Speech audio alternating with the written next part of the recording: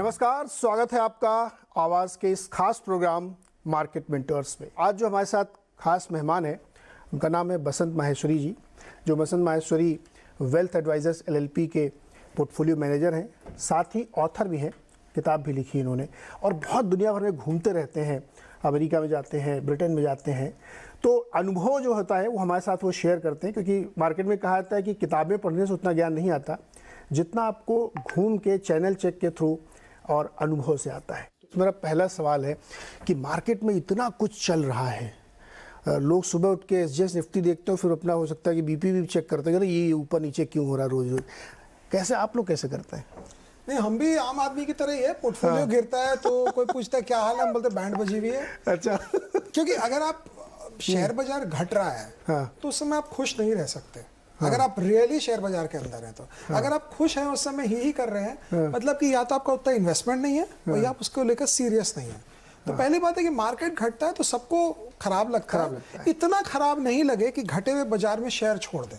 हाँ, ये खराब लग रहा है, बहुत खराब लग रहा है, खाना थोड़ा कम खा रहे हैं, कभी पानी पी लिया, ज्यादा कुछ कर लिया, ग्रीन टी पी लीजिए, लेकिन शेयर को मत छोड़िए। तो खराब लगने का भी एक लिमिट होता है, इतना खराब नहीं लगे। बहुत जनों ने मुझसे इतना स्ट्रेस नहीं लिया जाएगा, तो बिना स्ट्रेस फ्री तो कोई अमीर हुआ ही नहीं है। अगर आपको अमीर होना है तो थोड़ा स्ट्रेस तो लेना पड़ेगा, नहीं तो आप किसी अमीर लड़की से शादी कर लें या एज्यूम करें। ये जो नायाब आइडिया है ना, ये गजब है। मतलब या एज्यूम करें कि आपके इनहेरिटेंस में आपको कुछ मिल जाए। मतलब अगर लोग ये कहते हैं कि आप हो सकता है गरीब पैदा हुए हो, उसमें आपकी कोई गलती नहीं है, लेकिन अगर आप शादी के बाद भी गरीब हो तो आपकी गलती है। मतलब वही वाला फॉर्मूला नहीं कि ये तो ऐसे नहीं है, बट ससुर गरीब नहीं होना चाहिए। हाँ, नहीं, ससुर भी गरीब हो गया, लेकिन अगर आप में दम है तो आप अमीर हो जाएंगे। अगर जोक से पार्ट है तो सीरियसली मत लीजिएगा। तो इस समय मान लीजिए हम आप कह रहे हैं कि इतना स्ट्रेस नहीं लेना चाहिए, तो आप कैसे मतलब मार्केट को इस समय किस तरह से अप्रोच कर रहे हैं? नहीं, मुझे लगता है अगर आप बहुत खराब लग रहा है, खराब लग रहा है, अच्छा लग रहा है, पिक्चर देखें, मतलब हम 30,000 फीट ऊपर उठ जाएं और ऊपर से देख रहे हैं, एक तेजी आई कोविड के बाद, लोगों ने प्रिंट किया पैसा, तेजी बढ़ गई। मैं एकदम छोटे में आपको बता रहा हूँ हो क्या रहा है।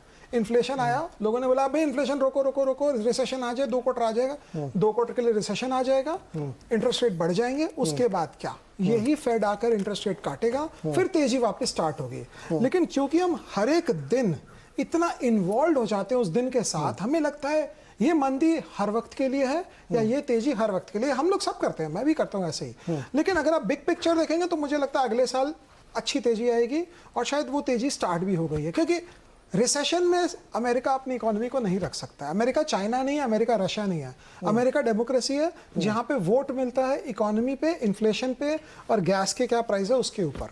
तो 2 क्वार्टर रिसेशन हो जाए, अगर अपने आप हो गया नहीं होगा, कोई बड़ी बात नहीं है कि अभी वाली मीटिंग में 75 के बजाय 50 ही काट दे वो।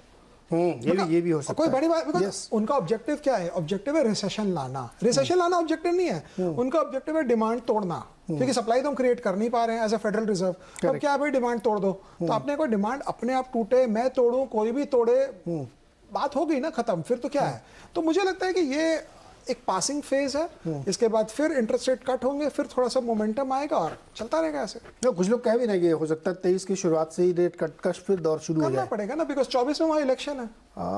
तो फिर इलेक्शन के पहले तो मंदी का बाजार नहीं रह सकता। पॉलिटिक्स हर जगह हावी हो जाती है। फादर है हर चीज की। देखिए, जैसे हमारे लिए खेती है ना, हमारे देश में, कि किसान कभी गरीब नहीं हो सकता। अमेरिका में 48% लोग शेयर बाजार में इन्वेस्ट करते हैं, तो वहाँ शेयर बाजार पैरामाउंट है।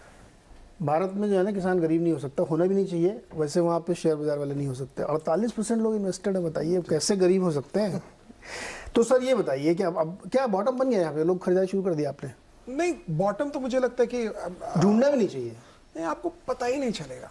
पता ही आप, अगर आपको लगेगा 15,800 में बॉटम है तो 15,100 चला जाएगा। सर इससे पहले कि आप एक्सप्लेन करें, मुझे बताइए जो लेफ्ट आउट की फीलिंग होती है, अरे मिस कर गए यार, बॉटम बन गया था, हमको पता ही नहीं चला, ये हर बार गलती होती है। तो बॉटम किसी को पता नहीं चलता ना बॉटम ना टॉप। इस बीमारी का इलाज क्या है? नहीं, इस बीमारी का इलाज है आपको 3 साल आगे देखना। आपने कंपनी लिया जिसकी अर्निंग्स 3 साल में डबल होगी, आपको 3 साल आगे देखना है कि 3 साल में मेरी कंपनी की अर्निंग्स डबल होगी। अब वो बॉटम हो या टॉप हो, आपको कोई दिमाग नहीं लगाना है। हम लोग भी ये सब कई बार शॉर्ट टर्म प्राइस मूवमेंट से कंफ्यूज होते हैं, लेकिन अगर 3 साल बाद आपकी कंपनी की अर्निंग्स डबल हो रही है तो शेयर का भाव डबल होगा। सिंपल, सिर्फ बहुत वही focus. Earning is the key. Earning is the key. इस वक्त पे बाइंग एकदम शुरू कर दें? नहीं, अगर आपका 2 साल का व्यू है, 1 साल का व्यू है तो शुरू कर दीजिए। हाँ। अगर आपका 3 महीने का व्यू है तो किसी को नहीं पता। फिर तो ये सिक्का उछालने वाली बात हो गई, बिकॉज 3 महीने में एक बार और नीचे आ सकता है, ऊपर जा सकता है, किसको क्या पता चलेगा। बट हाँ, अगर आप कनपट्टी पे बंदूक रख के मुझे बोलेंगे कि बताओ भाई क्या करना है, तो मैं बोलूंगा भाई 3 महीने के व्यू से भी आप बाइंग कर लीजिए। मुझे लगता है बॉटमिंग आउट हो गया। युद्ध जो चल रहा है इसका चिंता करनी चाहिए इसकी? मुझे लगता है युद्ध लंबा चलेगा। रशिया के इंटरेस्ट में हर एक दिन में वो क्रूड तो $100 पे बेच पा रहा है ना लड़कर, हाँ। तो क्यों ना लड़े? अगर लड़ाई खत्म कर देंगे तो $60 हो जाएगा क्रूड। तो मुझे लगता है ये कोई गेम प्लान है ना, क्या है, ये लंबा चलेगा। और अच्छा हुआ बोरिस जॉनसन वहां से गया है, वो भी लड़ा रहा था इन लोग को। अमेरिका का काम है लड़ाई में अपना हथियार बेचना। अमेरिका, फ्रांस और यूके, ये 3 ऐसे देश है जो ज्यादा आर्म्स एक्सपोर्ट के ऊपर टिकते हैं, तो उसमें 1 विकेट तो गिर गया आज। तो यानी युद्ध लंबा चलेगा और ये जो 3 हथियार बेचने लगे उसमें से एक ने तो आज इस्तीफा दे दिया, बाहर ही हो गया। अब चलिए मैंने मान लिया कि बसंत सर ने कहा है कि ये सब वजह दिमाग मत लगाओ, बाहर चीज़ें मत देखो, इधर देखो जिधर आपको लेना है, रोज डाउन थोड़ी खरीदना रोज। तो आपने कहा अर्निंग जो है की होती है, आप कैसे चुनते हैं शेयर? मतलब अगर मान लिया आपको कोई शेयर खरीदना है जी, तो आप सबसे पहले क्या देखते हैं उसमें? नहीं, पहले काफ़ी चीज़ें होती है जो प्रेडिक्टेबल नहीं है। फॉर एग्जांपल हमने 1.5 साल पहले मेटल में लिया था, पैसे भी बने, टॉप में तो बिका नहीं, नीचे गिरा तो फिर बेचे। वो कभी प्रेडिक्टेबल ही नहीं होता है, बहुत मुश्किल है उसमें 3 साल के बाद क्या होगा क्या नहीं होगा बोलना। फॉर एग्जाम्पल आप ऑयल एंड गैस अगर HPBP ले लेंगे, वो प्रेडिक्टेबल नहीं है, बिकॉज गवर्नमेंट है और गवर्नमेंट काम करती है वेलफेयर मोटिव से, शेयर होल्डर को चाहिए प्रॉफिट। तो पहले क्या प्रेडिक्टेबल है, कौन सा सेक्टर, वो देखें। जैसे कंज्यूमर बहुत सिंपल प्रेडिक्टेबल है, आज से 20 साल बाद भी आदमी लक्स का साबुन और लाइफ बॉय यूज करता रहेगा। फार्मा जो जेनेरिक फार्मा है वो फिर भी प्रेडिक्टेबल है। आईटी सर्विसेज प्रेडिक्टेबल है, अमेरिका में जितना इनोवेशन होगा, ग्रोथ होगा, आईटी में यहाँ पे आएगा। तो पहले अगर आप प्रेडिक्टेबल कर रहे हैं, क्योंकि प्रेडिक्टेबिलिटी हमको इसलिए चाहिए क्योंकि हमको वो कंपनी ढूंढनी है जो 3 साल बाद अर्निंग्स डबल करेगी, तो वो कंपनियों में उसी सेक्टर में ढूंढे जहां वो प्रेडिक्टेबल अर्निंग्स आती हो। जिस सेक्टर में प्रेडिक्टेबल नहीं है अर्निंग्स, वहां पे आप ढूंढने भी जाएंगे तो गलत हो जाएगा आंसर। तो इस ढंग से अगर आप देखेंगे तो अभी इस मार के बाद थ्रिल नहीं आता, मजा वो थोड़ा वो चाहिए ना। नहीं देखिए, बात तो सही है, मजा तो सबको चाहिए। अब मैं ये नहीं बोलूंगा मजा चाहिए तो कैसीनो जाओ, लेकिन या तो देखिए, मजा तो सजा भी मिलेगी। किसी ने बोला है कि investing should be as boring as watching paint dry या सीइंग ग्रास ग्रो। मतलब घास उगते आप देख सकते हैं क्या रोज खड़े खड़े सुबह से शाम 24 घंटा, यार उगी नहीं रही है मेरी घास। तो इतनी बोरिंग हो। और एक है कि जो कंपनियां बड़ा पैसा बनाती है वो मार्केट के साथ नहीं चलती। निफ्टी 400 पॉइंट डाउन होगा तो वो कंपनी आपकी सिर्फ 1% डाउन होगी, निफ्टी 400 पॉइंट ऊपर होगा तो शायद वो कंपनी 1.5% ही ऊपर होगी, क्योंकि उसका मार्केट से लिंकेज कट गया। इसका मतलब कि पॉपुलर नहीं है वो स्टॉक। तो अगर आपकी कोई कंपनी है जो बढ़ नहीं रही है, घट नहीं रही है, लेकिन अगर आप श्योर है कि उसकी अर्निंग्स आएगी तो कोई नहीं रोक सकता उसको, ये बात तो पक्की है। लेकिन बात थ्रिल की है तो थ्रिल तो नहीं है भाई, ये बात तो सही है। घास को उगते हुए देखिए और पेंट होते हुए देखिए, इन्वेस्टिंग इज बोरिंग, बट जो बोरिंग है ना वही बहुत पैसा बना के देगा, राइट सर? जी। तो आप कह रहे हैं कि प्रेडिक्टेबिलिटी, जैसे मेटल में बहुत प्रेडिक्टेबिलिटी नहीं है ना, सिक्लिकल है। ऑयल एंड गैस में पता नहीं कब ओपेक वालों का क्या मूड हो जाए, क्या कर दें, या इवन विंडफॉल लगा दें। विंडफॉल क्यों लगा दिया भाई? विंडफॉल लगा दिया बिकॉज गवर्नमेंट को लगा कि अब भाई देखिए, गवर्नमेंट के फाइनेंसेस तो हैं खराब। 2024 तक इनको इलेक्शन में वापस आना है, इलेक्शन मोड में आने के लिए वेलफेयर स्कीम्स लानी है। अब इनको जहां पैसा नजर आएगा ये वहां से लेंगे, बिकॉज इनको लगता है कि हम पब्लिक वेलफेयर स्कीम में थोड़ा स्पेंडिंग ज्यादा बढ़ाएं और फाइनेंसेस बिना खराब किए हुए। तो मुझे लगता है वो कारण से लगाया गया वेलफेयर विंडफॉल टैक्स। अच्छा, एक शेयर का मैं नाम लेता हूँ, मतलब वो इन्वेस्टिंग के लिए नहीं है, आप लोग उदाहरण के लिए समझिए। ONGC जैसे मान लीजिए, तो अभी उसके जो टैक्स के सबसे बड़ा अधिकारी उन्होंने कहा कि जब ये मतलब उस समय 110-12 पे चल रहा था क्रूड, बोला ये $40 नीचे जाएगा तो मैं विंडफॉल हटा दूंगा। मतलब $70 की बातें कर रहे हैं वो। अब अगर वो नीचे जाएगा तब आप विंडफॉल हटाओगे तो उसका रियलाइजेशन ही नहीं बनेगा, और ऊपर तो विंडफॉल लगा रखा, बेचारे कमाएगा कब वो? नहीं, ONGC, HPCL, BPCL ये लिस्टेड कंपनियां नहीं है, ये गवर्नमेंट डिपार्टमेंट्स हैं। हाँ, जिनको ये लोग लिस्टेड करके रखे हैं। एक्चुअली इन्वेस्टर के पर्सपेक्टिव से मुझे ये लगना चाहिए कि ये गवर्नमेंट डिपार्टमेंट है। हाँ और उसको उस ढंग से ही चलाया जाता है कि भाई वेलफेयर मोटिव, गवर्नमेंट को इंटरेस्ट नहीं है ओएनजीसी से पैसा कितना डिविडेंड से आए। गवर्नमेंट तो कभी ओएनजीसी को इसका स्टेक बेच देती है, कभी क्रॉस उसको स्टेक बेच देती है। तो ये कंपनी सेवा के लिए है, सेवा के लिए। और आपको लेना क्यों है?